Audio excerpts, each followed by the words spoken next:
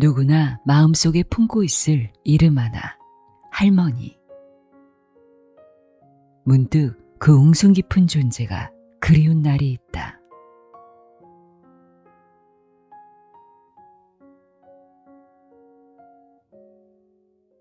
안녕하세요. 나의 소리책갈피 소리내어 있다입니다. 여러분은 할머니 하면 무엇이 가장 먼저 떠오르시나요? 저는 이 책을 읽는 내내 이제는 곁에 계시지 않은 저의 두 할머니가 참 많이 보고 싶었습니다. 저의 친할머니와 외할머니 모두 90을 훌쩍 넘겨 장수하셨음에도 돌아보면 제 삶이 바쁘다는 핑계로 두 분의 마지막을 충분히 지켜드리지 못한 것 같아 마음 한편에 늘 죄송함이 남아 있습니다. 두 분은 성격은 참 다르셨지만 저를 바라봐 주시던 그 따뜻한 마음만큼은 같았습니다. 특히 할머니를 떠올리면 그 특유의 향기가 생각나는데요. 말로 표현하기는 어려운 포근하면서도 구수한 그 할머니만의 냄새가 기억납니다. 그 할머니 냄새를 떠올리는 것만으로도 마음이 금세 따뜻해집니다. 오늘 함께할 책은 이인 작가의 나의 200살 할머니입니다. 처음 제목을 봤을 때는 정말 200살까지 사신 분이 계신가 싶어 궁금한 마음에 페이지를 빠르게 넘겨가며 읽었는데요. 알고 보니 이 책은 100살 할머니가 200살을 향해 걸어가는 여정을 손주가 곁에서 지켜본 매우 솔직한 기록이었습니다. 저자는 노년을 미화하지도 감동적인 이야기로 포장하지도 않습니다. 그저 사람이 늙어가는 과정을 있는 그대로 바라보고 그 곁에서 묵묵히 시간을 함께 건넙니다. 할머니를 15년간 간병하며 매일 반복되는 고된 일상을 지겨움이 아닌 지극함으로 채워나갑니다. 사람이 늙어간다는 것, 그리고 누군가의 마지막 시간을 온몸으로 받아낸다는 것은 어떤 의미일까요? 이 책에는 떠나보내야 하는 시간 속에서 발견한 반짝이는 일상들, 그리고 솔직해서 더 뭉클한 그리움의 문장들이 담겨 있는데요. 기억은 사라져도 사랑은 남는다는 것을 보여주는 따뜻한 기록입니다. 나의 200살 할머니 읽어드립니다. 들어보세요. 세상의 모든 지혜를 읽어드리는 소리내어 있다. 구독과 좋아요, 공유는 큰 힘이 됩니다.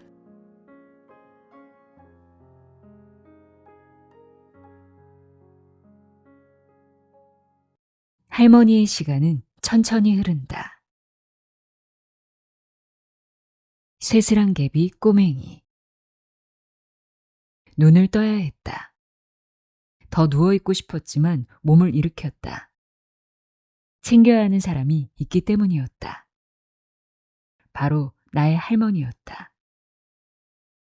아침을 맞이할 때마다 나는 부모의 마음을 품었다. 몸이 천근만근이어도 자기 아이를 돌보기 위해 새벽마다 눈이 떠지는 부모들처럼 이부자리를 박차고 일어났다. 곧장 할머니에게 다가가 속삭였다. 쇠슬한개비 왔냐? 쇠슬한개비 왔냐는 말에 할머니는 살포시 웃으면서 아침을 맞았다. 쇠슬한개비는 할머니 생애 최초의 별명이었다. 할머니가 아장아장 걸음마를 뗀 지 얼마 되지 않았던 100년 전이었다. 꼬마였던 할머니가 옆집 할아버지 댁에 갔다. 왜 옆집에 갔는지, 심심해서 놀러 갔는지 할머니는 기억하지 못했다. 다만 이거 하나만은 잊지 않았다. 자기 집에 나타난 아이에게 옆집 할아버지가 건넨 말이었다. 쇠슬한개비 왔냐? 쇠슬한개비 왔냐는 인사에 뭐라고 대답했는지 묻자 할머니는 아무런 말도 못했다며 배시시 웃었다. 옆집 할아버지가 왜 쇠슬한개비라고 불렀을 것 같냐는 질문에 할머니는 자기가 자꾸 열으니까 쇠슬한개비가 떠오른 게 아닐까 하고 추측했다. 나중에 찾아보니 쇠슬한개비는 장미과에 속하는 여러 해살이 풀이었다. 잎의 모양이 밭을 가는 데 쓰이는 쇠슬랑을 닮아서 이런 이름이 붙었고 가락지 나물이라고도 불린다. 어린아이들이 가락지를 만들어 끼고 노는 들꽃으로 한반도 어디서든 쉽게 볼 수 있다. 할머니는 쇠슬랑개비라는 단어를 듣기 좋아했다. 쇠슬랑개비라는 말에 할머니의 뺨은 살그머니 붉어졌다. 나는 아침마다 할아버지의 목소리를 흉내내려 구성지면서도 걸쭉하게 쇠슬랑개비 왔냐? 라고 말을 걸었고 할머니는 웃으면서 깨어났다.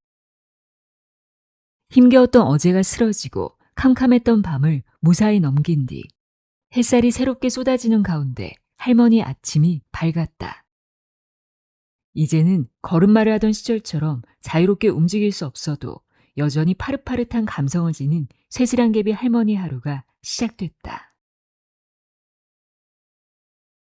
나이는 200살, 고향은 구산리. 쇠슬랑개비 왔냐는 인사말에 이어 나는 여러 가지를 할머니에게 습관처럼 물었다. 연세와 고향에 대한 질문이었다. 나는 아침부터 밤까지 하루에도 여러 번 연세와 고향을 여쭤보았다. 연세가 어떻게 되세요? 200살. 고향은 어디예요? 경기도 고양군, 송포면 구산리. 100세까지 살아계신 건 대단한 일이었지만 요새는 워낙 장수하는 분들이 많아져서 100세까지 사는 일을 신기하게 여기지 않는 시대가 됐다. 그런데 200세라면 이야기가 사뭇 달라진다. 200살이라는 대답에 사람들의 눈은 휘둥그레졌다. 할머니와 함께 외출할 때 연세를 물어보는 이들이 덜어 있었다. 그때마다 100살이라는 할머니의 대답에 다들 감탄하는 동시에 정정하시다며 존경의 눈빛을 보냈다. 감사한 관심이었으나 이런 반응이 되풀이되다 보니 조금 지루해졌다. 더 재미난 답변이 없나 싶었다. 그래서 200살을 권했다. 처음에 할머니는 무슨 200살이냐고 손사래를 쳤으나 차츰차츰 받아들였다.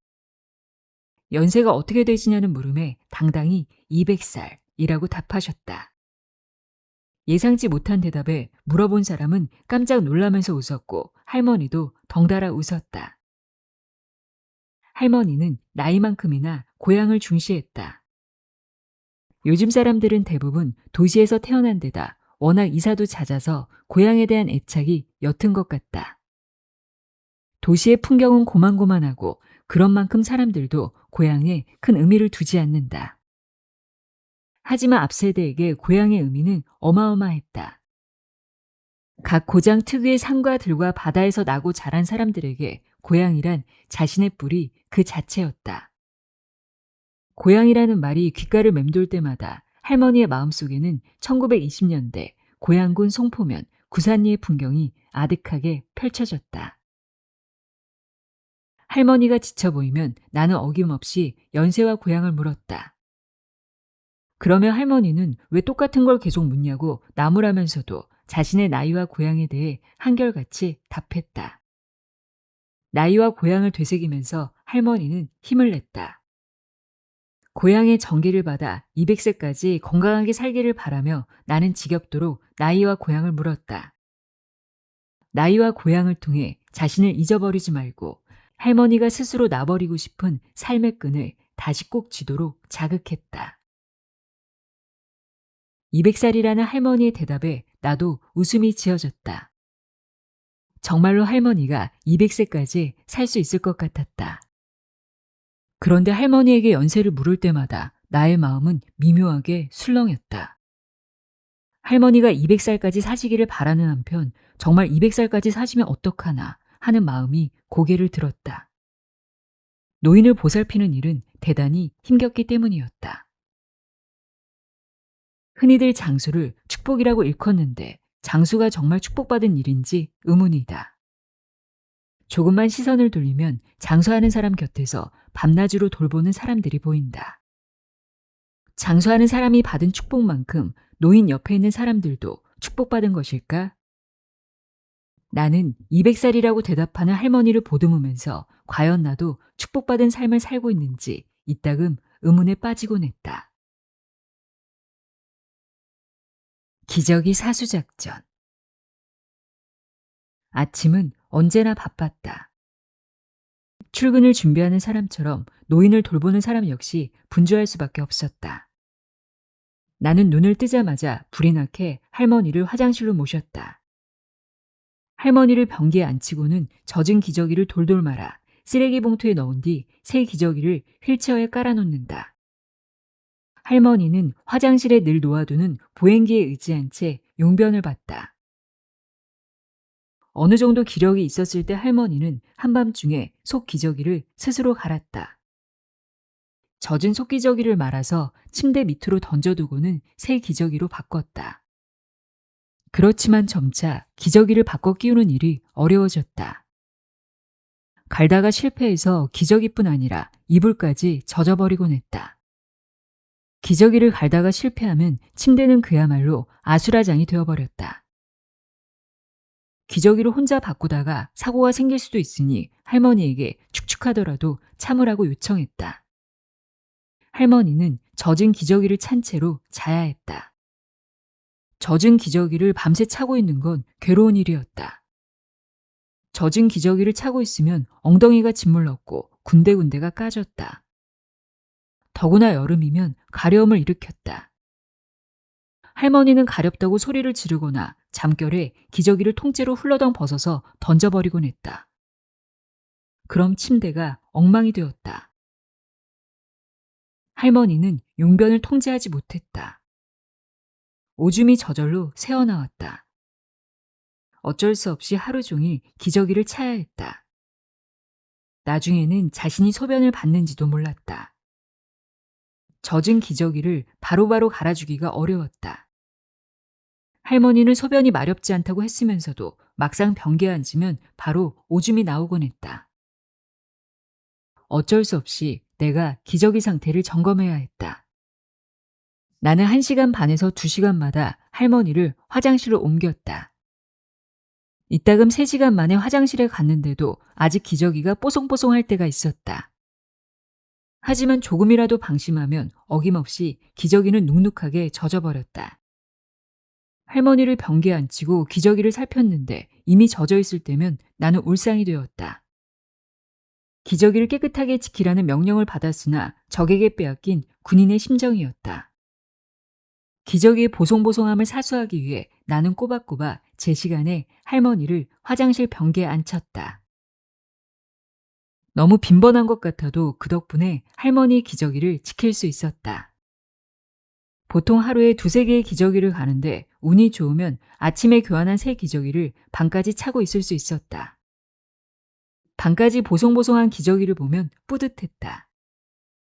할머니 역시 깔끔하게 하루를 보내니 기분이 산뜻할 수밖에 없었다. 나는 할머니가 화장실 가야 하는 시간을 재면서 하루를 보냈다. 할머니는 하루에 보통 10번에서 15번 정도 화장실에 갔다. 할머니를 들어서 옮길 때면 할머니의 무게를 오롯이 느낄 수 있었다. 할머니의 무게는 내가 짊어져야 하는 삶의 무게이기도 했는데 그 무게가 그리 버겁지만은 않았다. 할머니의 몸무게가 늘었을 때 나는 기쁨을 느꼈다. 할머니의 늘어난 몸무게는 할머니가 건강하다는 신호이자 내가 잘하고 있다는 증거이기도 했으니까. 이가 없으면 잇몸으로. 화장실에 다녀온 뒤 할머니를 식탁으로 옮겼다. 할머니는 삼시세끼를 꼬박꼬박 드셨다. 배고픈 부모 밑에서 태어나 허기 속에서 자란 세대답게 밥 먹는 걸 귀하게 여겼다. 할머니는 아침을 알뜰하게 먹고는 하루를 알차게 맞았다. 아침을 먹었을 때와 굶었을 때 뿜어지는 기운이 다를 수밖에 없었다. 나도 어린 시절에는 할머니의 보살핌 속에서 새끼를 먹었다. 아침 식사는 당연했다. 그렇지만 더는 성장기가 아니라서 아침을 굳이 챙겨 먹지 않게 되었다. 인류는 오랫동안 아침을 먹지 않았다는 얘기에 영감을 받기도 했다. 헤아릴 수 없는 시간 동안 인류의 조상들은 음식을 확보하기가 쉽지 않았고 획득한 식량도 오랫동안 보관하기가 어려웠다. 선사시대 사람들은 채집과 사냥에 성공해서 하루를 풍족하게 먹었더라도 이튿날에는 먹거리를 찾아 움직일 수밖에 없었다고 한다. 인류의 신체는 수렵 채집을 하던 옛날과 별로 다르지 않다. 아침 식사를 균형 있게 하면 활력이 생겨나지만 그렇다고 꼭 먹어야만 하는 건 아니다. 우리의 신체는 배고픔을 견디도록 진화해 왔기에 간헐적으로 단식하면 더 건강해진다. 현대에는 너무 많은 열량이 오히려 비만이라는 문제를 낳고 있기도 하다. 이런 맥락에서 수십 년 동안 먹던 아침 식사를 멈췄다. 처음에는 어색했으나 금세 적응했다. 때때로 꼬르륵 소리가 들리면 무척 반가웠다. 몸이 원활하게 돌아가면서 더 건강해지는 노랫소리로 들렸다. 할머니 아침 식사를 차려주고는 곁에 앉아 과일과 견과류를 가볍게 먹었다. 할머니가 식사하는 모습을 물끄러미 바라보다가 할머니도 금식하면 어떠냐고 의문스럽게 말을 건넸다. 오늘 하루는 금식하는 거 어때요? 무슨 소리야? 밥은 먹어야지. 종교인들도 가끔 단식하잖아요. 이따금 굶으면 도리어 좋아요. 한 끼만 건너뛰어 볼까요? 굶긴 왜 굶어? 나는 금식 안 해. 할머니는 한국인이라면 모름지기 밥을 잘 먹어야 한다는 생각이 뼛속 깊이 박혀 있었다. 밥을 향한 할머니의 애착에 웃음이 절로 났다. 나는 심심해지며 할머니에게 금식을 권했고 할머니는 매번 똑같은 대답을 했다. 할머니의 치아는 다 빠졌으나 잇몸은 아직 남아 있었다. 할머니는 잇몸으로 곱게 갈린 죽을 오물오물 씹어 삼켰다. 팔에 힘이 부족해서 숟가락으로 죽을 뜨다가 팔이 떨렸고 죽을 흘리곤 했다. 그래서 아기처럼 앞치마를 한 채로 식사를 해야 했다. 그럼에도 할머니는 식사를 거르지 않았다. 하루 세 끼 꾸준히 드셨다. 어릴 적 배고픈 서름에 오래 시달렸던 할머니는 자기 앞에 차려진 밥을 소중히 잡수셨다. 비록 진수성찬은 아니더라도 정성껏 먹는 음식은 보약과도 같다. 할머니는 날마다 밥이라는 보약을 섭취한 셈이었다. 할머니가 100세까지 장수하는 데는 밥심이 한몫 톡톡히 했다. 모든 쇠락해가는 것에는 이유가 없다. 삶에서 변화는 자연스럽게 일어난다. 사람은 끝없이 달라진다. 어제의 나와 오늘의 내가 다르고 내일의 나는 오늘의 나와 사뭇 다를 수밖에 없다. 이런 변화를 겪는 가운데 많은 걸 배우며 마음의 크기가 커진다. 자신이 제자리에 멈춰선 채로 딱딱하게 굳어가는 것처럼 느껴진다면 일부러라도 변화를 도모해야 마땅하다. 그런데 변화의 즐거움은 건강한 사람에게만 해당한다. 젊은 날의 변화가 성장을 뜻한다면 노인에게 변화란 병고가 되기 쉽다. 나이가 들어서도 변화를 거뜬히 받아낸다면 좋겠으나 사람의 적응력과 회복력은 갈수록 떨어진다. 할머니도 변화에 힘들어했다. 노인의 일상에서 일어나는 변화는 대개 괴로웠다. 점점 시야가 아슴푸레해졌고 귓가에 전해지는 소리는 아득히 멀어졌다. 힘이 떨어져 무언가를 짚다가 떨어뜨렸고 걸핏하면 눈꺼풀이 감겼다. 몸 여기저기가 쑤시고 결렸으며 피부 곳곳이 참을 수 없이 가려웠다. 들려오는 소식은 우울하기 짝이 없었고 연락하는 사람은 가파르게 줄어들었다. 더군다나 식사부터 용병까지 모든 걸 타인에게 의존해야 하는 신세였다. 할머니의 하루하루는 쓸쓸했고 씁쓸했으며 애잔하고 애달팠고 고단하게 고달팠다. 이따금 할머니는 자신이 진짝처럼 느껴졌을 것이다. 자식들을 키우며 강인하게 인생을 헤쳐왔는데 어느새 자신이 할 수 있는 일이라고 해봤자 고작 휴지 뜯기밖에 없게 됐으니 무척이나 상심했을 터였다.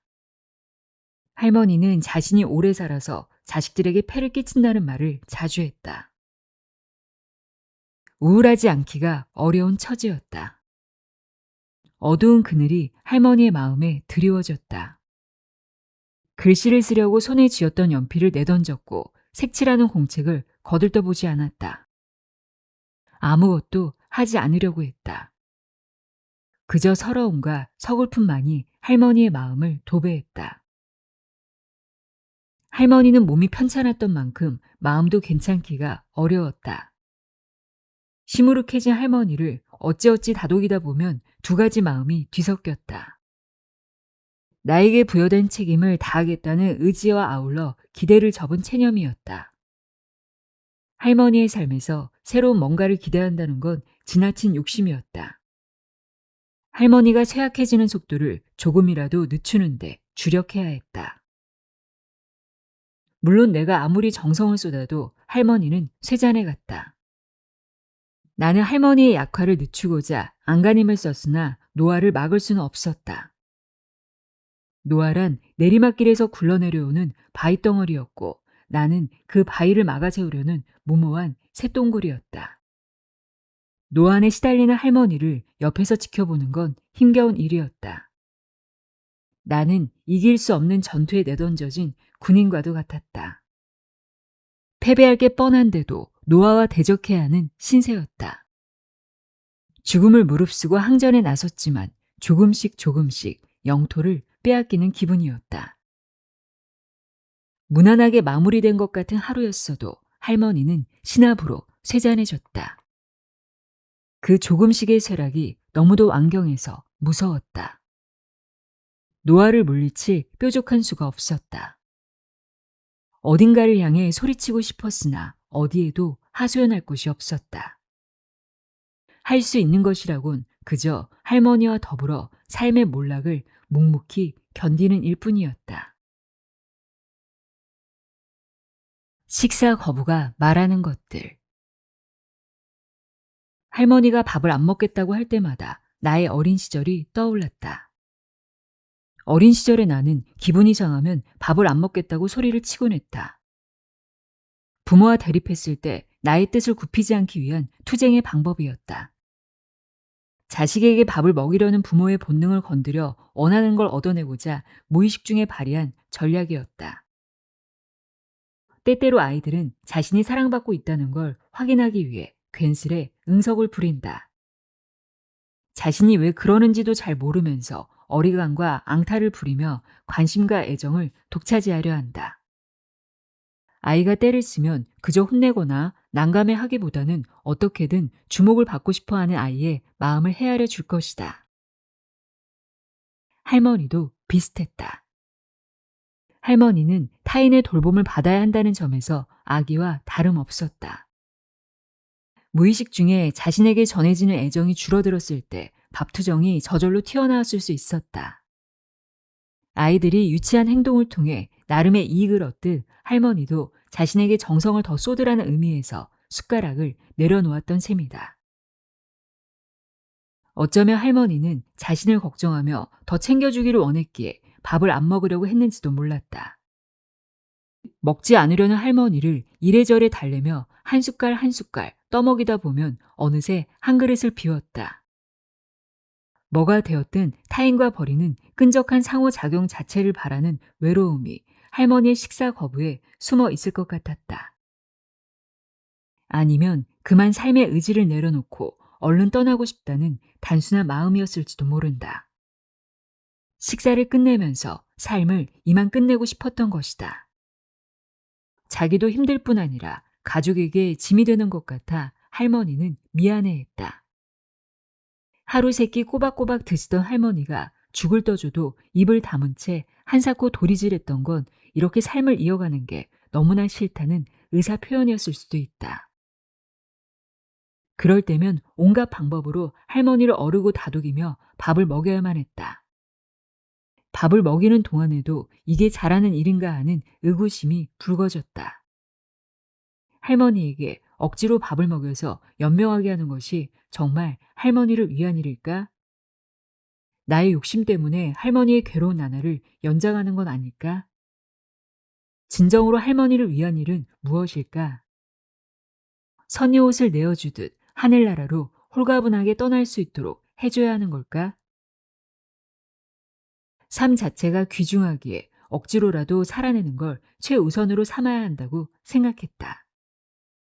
그렇지만 밤마다 자신의 어머니에게 자기 좀 데려가 달라고 기도하는 할머니의 신음이 귓가를 맴돌 때면 죽음이 위로이자 휴식일 수 있다는 반론에 점수를 주게 되었다. 200살을 향해 가는 할머니가 갖가지 고통에 시달리고 있는데 무조건 참고 견디라고 누가 요구할 수 있을까? 일부러 목숨을 끊을 수 없겠지만 삶을 마무리할 수 있도록 돕는 것이 할머니를 위한 일이 아닌가 하는 생각마저 들었다. 이 동굴에도 끝이 있을까? 한 사람을 책임진다는 건 몹시 힘든 일이었다. 할머니를 책임지겠다고 단단히 마음먹었음에도 나의 다짐은 수시로 흔들렸다. 해야 할 게 많았다. 시간에 맞춰 약을 줘야 했고 기저귀가 젖지 않도록 화장실로 옮겨야 했다. 키위의 껍질을 벗긴 뒤 갈아야 했고 밥을 잘 먹는지 지켜봐야 했으며 사례가 들리면 등을 두드린 다음 물을 줘야 했다. 이뿐만이 아니었다. 할머니는 끊임없이 나를 찾았다. 휴지를 건네달라는 부탁부터 자신이 뜯어놓은 휴지를 옮기라는 요청까지 자질구레한 모든 걸 해야 했다. 나의 도움이 없으면 생활이 안 되었다. 할머니가 그걸 달라고 말하지만 그게 뭔지 단어를 떠올리지 못할 때 단번에 할머니의 필요를 알아차려야 했다. 어느 순간부터는 할머니가 뭔가를 요구하기도 전에 무엇을 해줘야 하는지 직감으로 알아채고 먼저 준비해 놓기까지 했다. 할머니가 손수할 수 있는 게 별로 없으니 수발을 드는 건 어쩔 수 없었다. 그렇지만 너무나 지치는 일이었다. 해도 끝이 없었다. 아마 아이를 키우는 엄마가 이런 기분일 것 같았다. 엄마들은 아직 말도 서툰 아이를 유심히 지켜보며 아이가 뭘 원하는지 헤아려서 미리 해준다.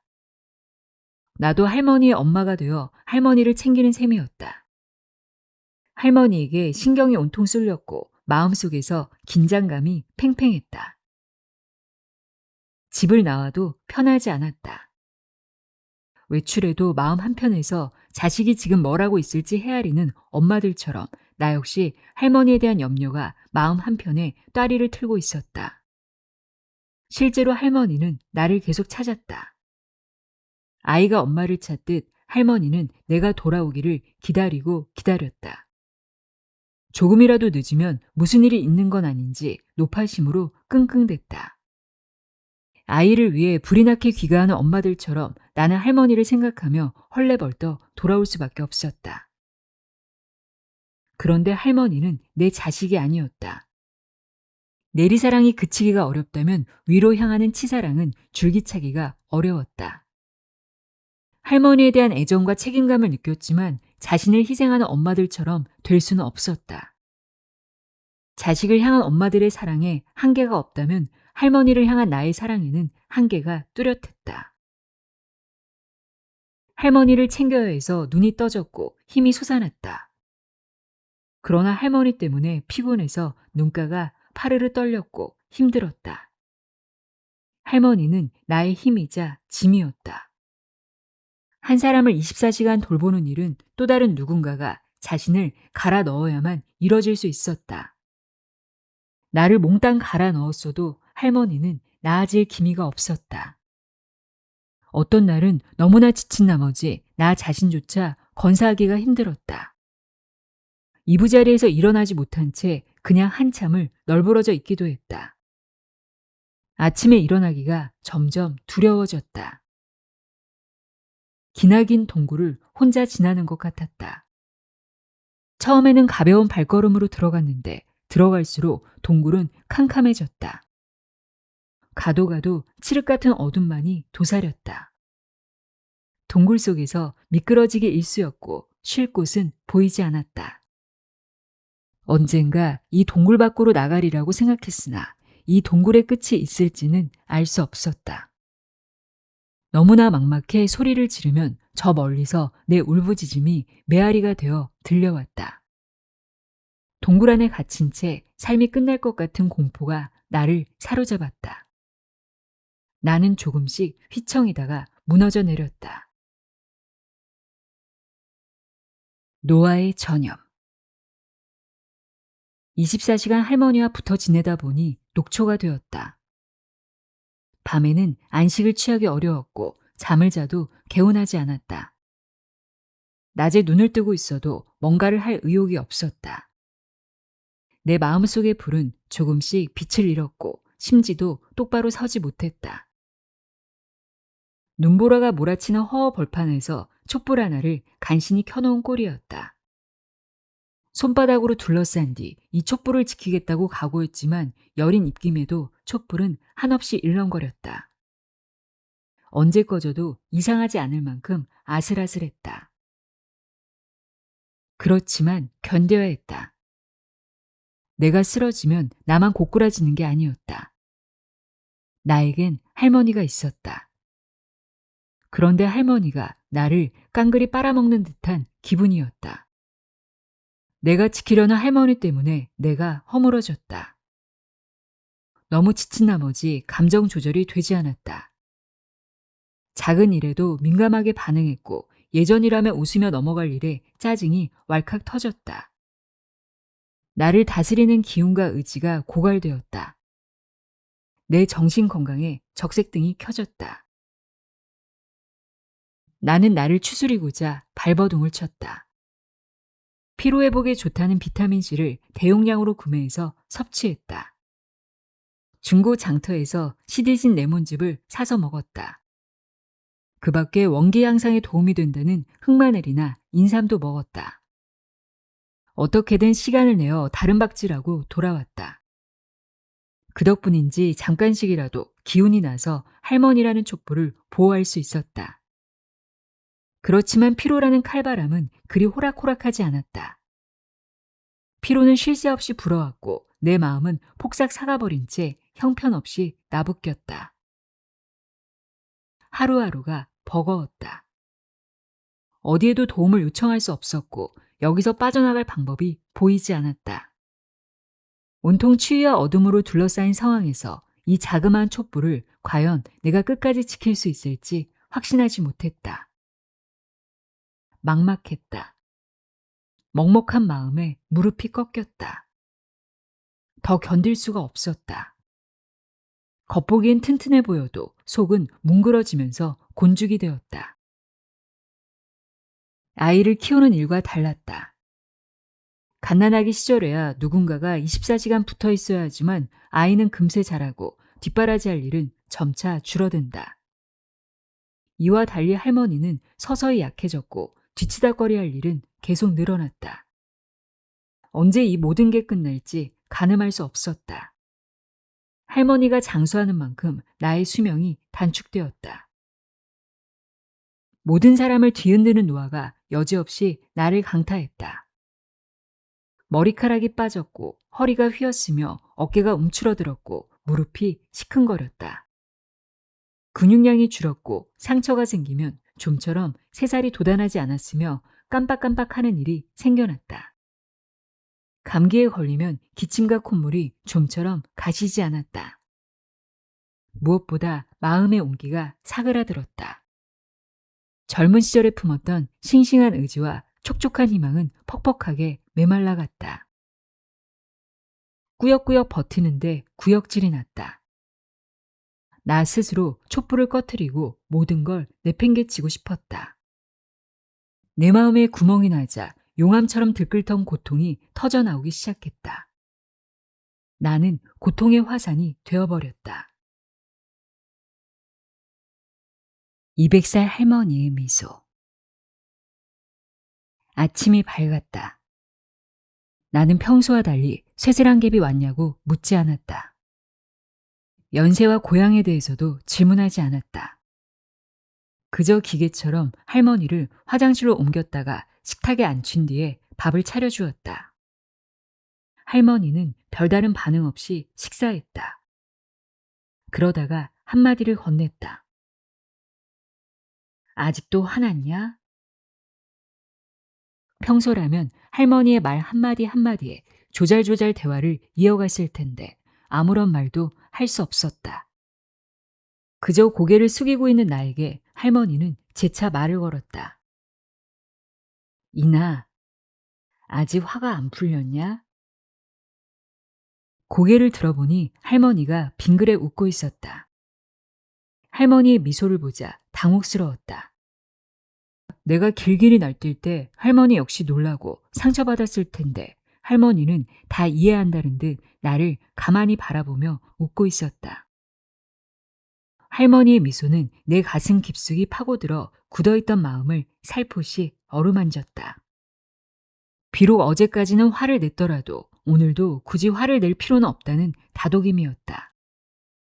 어제 내가 너무 보잘것없이 느껴졌고 여전히 꿍한 채로 오늘을 보내는 것이 어리석은 낭비라고 생각됐다. 할머니가 웃으며 건넨 말 한마디에 화가 가라앉았다. 지옥불처럼 타오르던 분노의 불길이 사르르 사그라들었다. 비수처럼 날카로웠던 마음의 모서리가 둥그레졌다. 온갖 시련을 겪어 마음이 피멍으로 가득한 200살 할머니가 환하게 웃었다. 풋풋한 들꽃 새슬한개 비의 미소였다. 할머니의 미소는 흔들리고 넘어져도 아침이 밝으면 다시 추스르고 나아가자는 위로였다. 살다 보면 화날 일도 많고 슬픈 일도 많지만 그래도 웃으며 살아가자는 용기였다. 할머니가 웃는데 나도 못 웃을 게 없었다. 덩달아 웃었다. 어제까지 칼든 망나니처럼 굴다가 순식간에 갓난 망아지처럼 웃고 있는 내가 징그럽고 어색했다. 그래도 오그라드는 손가락을 펴면서 나는 애써 한박 웃음을 지었다. 어차피 나는 미친놈이라고 여기면서 미친 듯이 웃었다. 웃음과 함께 눈물이 터져나왔다. 고마웠고 미안했다. 옹졸하게 쭈뼛거리고 있던 나에게 할머니는 선뜻 말을 걸었다. 그리고 봄 햇살보다 따사롭게 웃어 보였다. 할머니의 미소를 보면서 확연히 깨달았다. 내가 할머니를 지켜주는 게 아니라 할머니가 나를 지켜주고 있다는 걸. 내가 곁에 없으면 할머니가 외로운 게 아니라 할머니가 없었더라면 나의 삶이 너무나 처절하게 외로웠으리란 진실을. 나오며 기억은 영원히 기억된다. 여행을 갔다. 아주 오랜만에 외박이었다. 나는 집에 있는 걸 즐기는 편이었지만 바깥바람을 쐬는 것도 나쁘지 않았다. 어쩌면 나는 집을 좋아한 게 아니라 할머니와 함께 있는 집을 좋아한 것인지도 모른다는 생각이 들었다. 여행을 가서도 할머니에 대해서 여러 가지로 생각했다. 할머니를 책임지면서 나는 자잘한 이익을 어느 정도 희생했다. 그 희생이 버겁고 벅찼어도 그 희생을 통해 나의 마음은 조금 더 커질 수 있었다. 할머니에 대한 책임감 때문에 괴로웠으나 그 책임 덕분에 나는 더 강해졌다. 많은 걸 잃은 만큼 많은 걸 얻었다. 할머니와 함께한 시간은 나의 인생에서 가장 힘겨운 어둠이자 가장 눈부신 광명이었다. 할머니가 엉덩이뼈를 다쳐 외출하지 못하고 집에서만 지낸 지 꼭 15년의 세월이 지났다.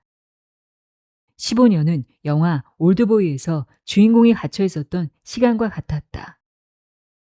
영화의 주인공은 자신을 가둔 이에 대한 분노에 사로잡혀 복수를 감행했다. 할머니 역시 집에 틀어박혀 지내는 신세를 한탄했고 자신을 잊어버린 것처럼 돌아가는 세상에 복수하고 싶었을지도 몰랐다. 하지만 나와 함께하는 동안 할머니의 마음은 조금씩 풀어졌고 조금씩 더 괜찮아졌다. 비록 내가 큰 힘이 되지는 못했어도 그저 옆에 있어주는 사람이 있다는 사실 하나만으로 할머니의 말년은 괜찮았다. 한 달에 한 번 동생네 부부가 찾아왔다. 할머니가 조금씩 쇠약해지던 무렵에 동생은 결혼해서 싱그러운 생명을 낳았다. 모든 것에 호기심을 갖고 이리저리 뛰어다니던 조카는 거실에 놓인 할머니 사진을 보면서 이렇게 말했다. 왕할머니 보고 싶어. 나는 12kg도 채 되지 않는 조카를 안아올리면서 나도 왕할머니가 보고 싶다고 맞장구를 쳤다. 조카는 금세 다른 것에 흥미를 보이며 집안 이곳저곳을 뛰어다녔다. 나는 조카 뒤를 졸랑졸랑 뒤쫓으며 조카에게 사뿐사뿐 걸어보라고 말했다. 조카는 사뿐사뿐이라는 말에 영감을 받았는지 그 낱말을 한참 되뇌었다. 거의 100년 전에 아장아장 걸어서 옆집에 갔을 때 할머니는 아마 조카랑 비슷했을 것이다. 앙증맞은 조카를 보면 병아리가 떠오르듯 옆집 할아버지는 꼬마 할머니를 보면서 쇠슬한개비가 연상되었으리라. 할머니는 쇠슬한개비였다.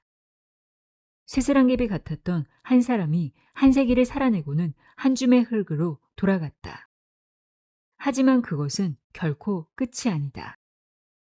땅으로 돌아간 쇠슬한개비는 새로운 계절에 또다시 쇠슬한개비로 피어날 것이다. 이 지구에서 태어난 모든 것은 살다가 죽는다. 그리고 다시 태어난다. 모든 것이 돌고 돈다. 그렇다면 쇠슬한개비를 다시 만날 수 있을지도 모른다. 언젠가 그때가 되면 나는 수줍게 웃고 있는 그 사람에게 말을 건넬 것이다. 기억은 영원히 기억될 것이기에. 쇠슬한개비 왔냐?